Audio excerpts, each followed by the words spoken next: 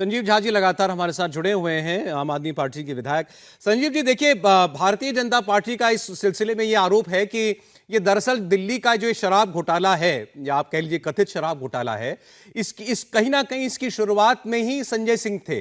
संजय सिंह वो शख्स थे जिन्होंने दिनेश अरोड़ा, जो कि अब सरकारी गवाह बन चुका है, उसकी मुलाकात मनीष सिसोदिया से कराई। वो तो ये भी आरोप लगाते हैं कि दिनेश अरोड़ा की मुलाकात अरविंद केजरीवाल से भी हुई थी और उस वक्त भी संजय सिंह वहां मौजूद थे।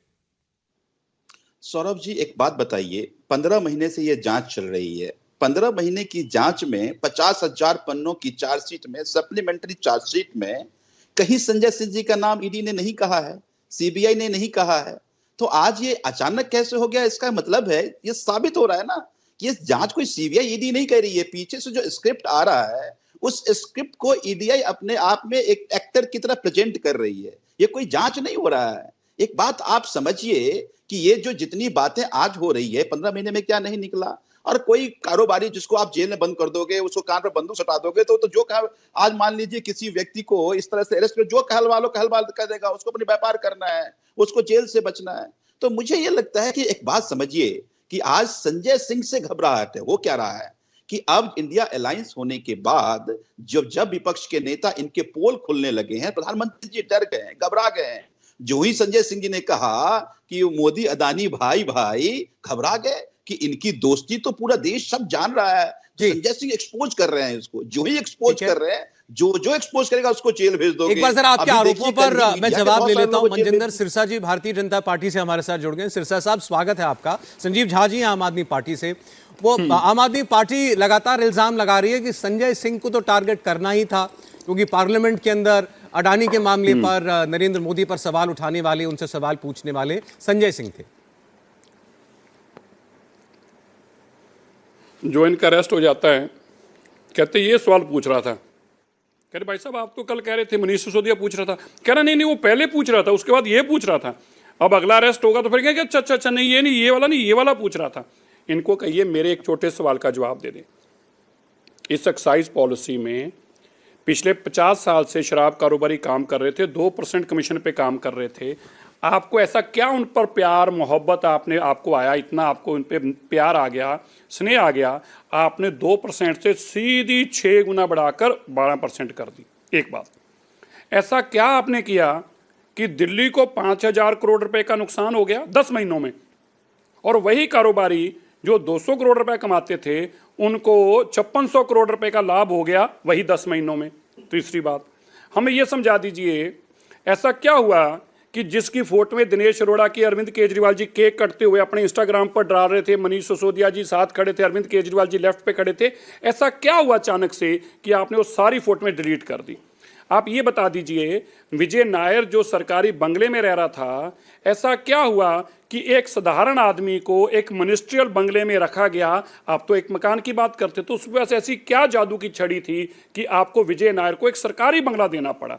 ऐसा क्या हुआ कि संजय सिंह को दिनेश अरोड़ा से 38 लाख रुपया शराब कारोबारियों से संजय सिंह ने किस कैपेसिटी में लिया? क्या वो एक्साइज ऑफिसर था? क्या उसने एक्साइज के पैसे जमा कराने थे?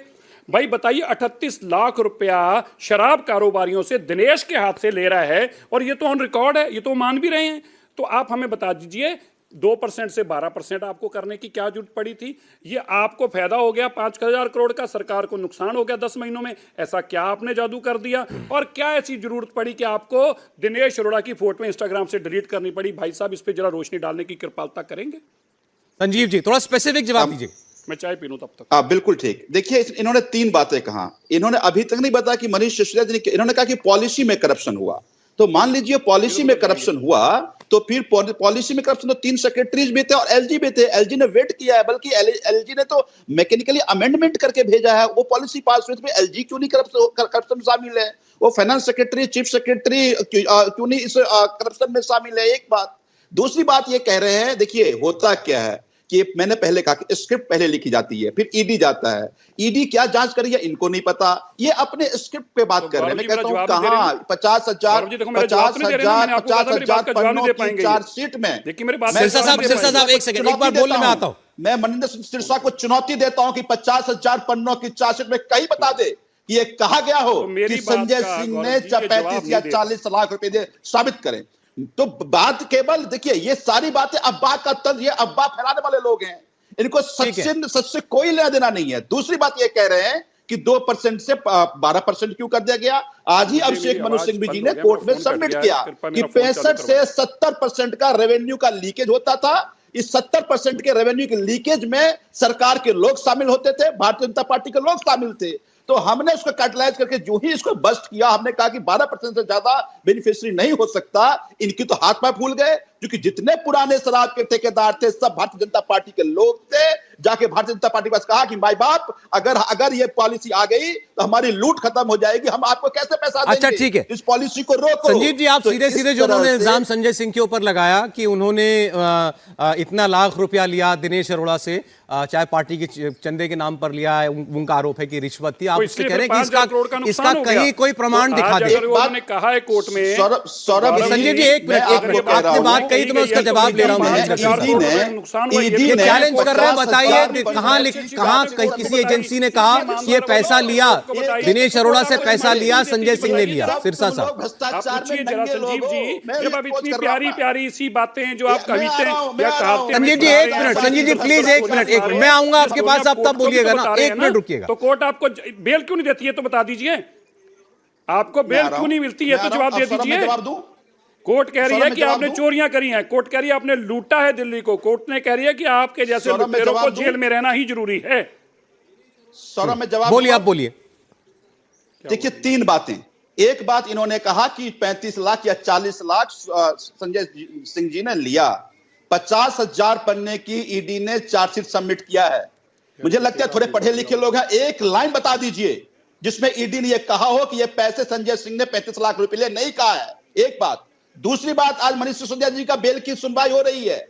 आज ही सुप्रीम कोर्ट के माननीय जस्टिस ने यह कहा कि अगर पॉलिसी कैबिनेट ने कोई फैसला लिया फिर तो सब कटघरे में हो सकते हैं, फिर एक व्यक्ति कैसे हो सकता है। इनके सोलिसिटर जनरल से जवाब पूछा, आयोग जवाब देंगे इस बात का। एक बात।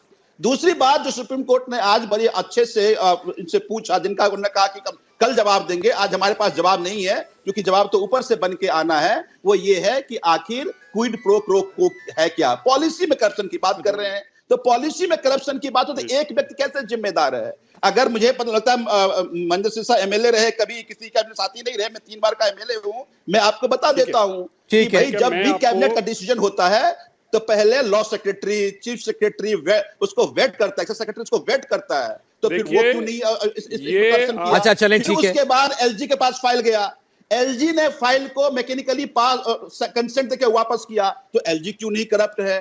तो अच्छा चले, ठीक। संजीव जी ये बात तो ठीक है ना, जहां तक मनीष सिसोदिया साहब का सवाल है, आप हाईकोर्ट तक जा चुके हैं, आज सुप्रीम कोर्ट में गए हैं, हाईकोर्ट तक ने उनको बेल नहीं दी। अब बेल मिलेगी कि नहीं मिलेगी आगे हम देखेंगे, लेकिन अभी तक उनको बेल नहीं मिली। अब जो आपका दूसरा सवाल है कि अगर पॉलिसी का मामला है तो फिर एलजी जिन्होंने पहले पॉलिसी पास की थी उनसे सवाल क्यों नहीं, वो सारे नौकरशाह, वो सारे सेक्रेटरी जिनके पास से मामला गया, उन पर सवाल क्यों नहीं। जवाब दे रहे हैं सिरसा साहब, बोलिए सिरसा जी।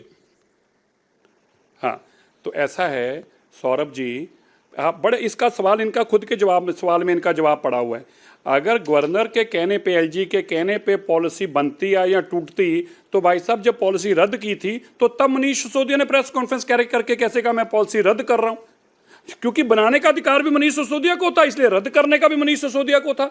बता दें पॉलिसी किसने रद्द की है, आप सबके सामने प्रेस के सामने आके रद्द की थी। मनीष सिसोदिया ने प्रेस कॉन्फ्रेंस करके कहा था मैं इस पॉलिसी को रद्द कर रहा हूं। तो भैया जब रद्द करने का अधिकार आपका था, क्योंकि बनाने का भी आप ही का था। दूसरी बात अभी ये कह रहे थे वो पता नहीं 38 लाख या 40 लाख, मेरे को बता दीजिए किस कैपेसिटी में अपने पैसे के लेने की बात की। अब ये कहते हैं ओ जी उसमें ना बीजेपी के लोग मिले हुए थे उसमें, अब इसलिए ना हमने वो पॉलिसी को बदला। अरे भैया ठीक है, तुम जो कहते सारी बातें तुम्हारी मान ली, अफसर पैसे कर रहे थे सब कुछ मान लिया तुम्हारा, बस इतना बता दीजिए ऐसा क्या जादू आपने किया दिल्ली की सरकार को 5,000 करोड़ का नुकसान हुआ। ये मैं नहीं कह रहा, ये मनीष सिसोदिया जी ने पीसी करके कहा है कि दिल्ली की सरकार को नुकसान हो गया जी, नुकसान हो गया।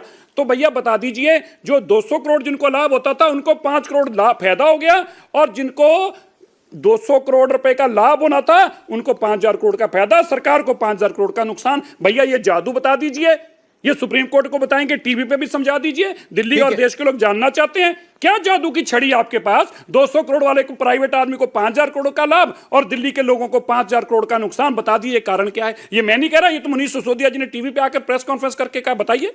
अच्छा सिरसा साहब, आइए मैं बताइए संजीव जी एमएलए इसका साहब। जवाब देंगे, लेकिन मैं चूंकि अभी हम लोग बात कर रहे हैं कि संजय सिंह गिरफ्तार हुए हैं, एजेंसी के अफसर उनको लेकर के घर से बाहर थोड़ी देर में बाहर निकलते होंगे, तो मैं फिर जरा स्पेसिफिक बात करना चाहता हूं। जी। संजय सिंह का क्या रोल है? संजय सिंह के ऊपर इल्जाम क्या है? अभी आपने कहा कि उन्होंने ये पैसे लिए, संजीव जी ने सीधे सीधे पूछ लिया, बता दीजिए कब एजेंसी ने कहा, कौन से कागज पर लिखा कि कोई पैसा लिया हो इन्होंने?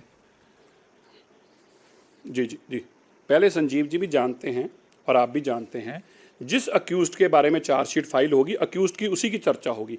संजय सिंह की चर्चा नहीं हो सकती थी जब तक उनके खिलाफ कोई चार्जशीट ही नहीं दाखिल हुई। अब वो अरेस्ट हुए हैं, इन्वेस्टिगेशन अब शुरू हुई, अब उनकी चार्जशीट दाखिल होगी, उसमें से आपके सामने आएगी। अब आपने कहा कौन से पैसे लिए और संजय सिंह का कसूर क्या है, हाँ ये बताना हमारा भी काम है। तो संजय सिंह वो आदमी है जिसने दिनेश अरोड़ा से मनीष सिसोदिया को और फिर अरविंद केजरीवाल को मिलवाया, एक। दूसरा, दिनेश अरोड़ा वो हैं जिसने साउथ के लोगों से पैसा उठाया 100 करोड़ रुपया और मनीष सिसोदिया तक और अरविंद केजरीवाल तक पहुंचाया, दो।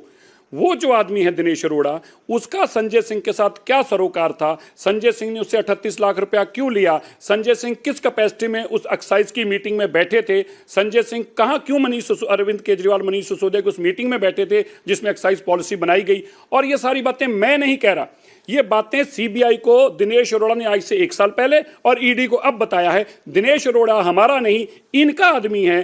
दिनेश अरोड़े के जन्मदिन पे ये जाते थे, दिनेश अरोड़े के जन्मदिन की फोटो में ये डालते थे। संजय सिंह ने दिनेश अरोड़ा को मिलाया, ये दिनेश सिंह बता दें। अब मान लीजिए अरविंद केजरीवाल बता दें, कहीं नहीं नहीं नहीं नहीं नहीं भैया, संजय ने नहीं मिलवाया था, रमेश ने मिलाया था, सुरेश ने मिलवाया था या विजय ने मिलवाया था। तो अरविंद केजरीवाल जी जवाब दे देना। दिनेश अरोड़ा तो कह रहा है कि मेरे को अरविंद केजरीवाल जी से और मनीष सिसोदिया जी से संजय सिंह ने मिलवाया था और मिलवाने से पहले मैंने 38 लाख रुपए इनको इकट्ठा करके दिया था, शराब के कारोबारियों से लाके दिया था। तो भाई जवाब दे दे, क्यों नहीं देते जवाब? अब क्या करेंगे, इधर उधर भागेंगे, कभी कहेंगे अडानी, कभी कहेंगे अडवाणी, कभी कोई नाम। तो भैया जिनका नाम रिलायंस का आप लेते हो, उनको तो आपने दिल्ली का सारा कारोबार दे रखा है और पंजाब में भी कारोबार दे रखा है। अगर वो बेईमान है तो आप उनको बाहर क्यों नहीं निकालते? उनका टीवी पे आके तो नाम लेते हो। आप बता दीजिए कि आपने कब अडानी और अडवाणी इनके लोगों का कारोबार को बंद कराया? पंजाब में भी आपके पास कारोबार है, दिल्ली का पिछले 10 साल से आप मुख्यमंत्री हैं और दिल्ली का सारा बिजली का पैसा वो ले रहे हैं। हमने वो भी जाहिर किया था कैसे 3,000 करोड़ रुपए आपने उनको माफ किया। तो बताइए आपने रिलायंस को क्यों पैसा माफ किया? अगर आपको इतनी तकलीफ, अच्छे लोग नहीं है वो तो बुरे लोग हैं, तो आप तो कम से कम अपने स्टेट में से बाहर करिए। और मैं आपको याद करना चाहता हूं एक बहुत इंपॉर्टेंट बात है, ये वही लोग हैं रिलायंस के जिनके खिलाफ अरविंद केजरीवाल कहते थे सीएम बनते कि मैं विजिलेंस का केस दर्ज कर दिया, इनको अरेस्ट करने जा रहा हूं। आजकल उनके गले मिल रहे हैं और पंजाब में मिल रहे हैं और दिल्ली में भी मिल रहे हैं। अब ये अच्छे होंगे क्योंकि इनको पैसे मिल गए होंगे। अब ये जवाब तो भाई एमएलए साहब ही दे सकते, बता दीजिए एमएलए साहब। इंडिया टीवी हर वक्त हर जगह डाउनलोड करने के लिए सर्च करें India TV news Google play store या ऐप स्टोर पर।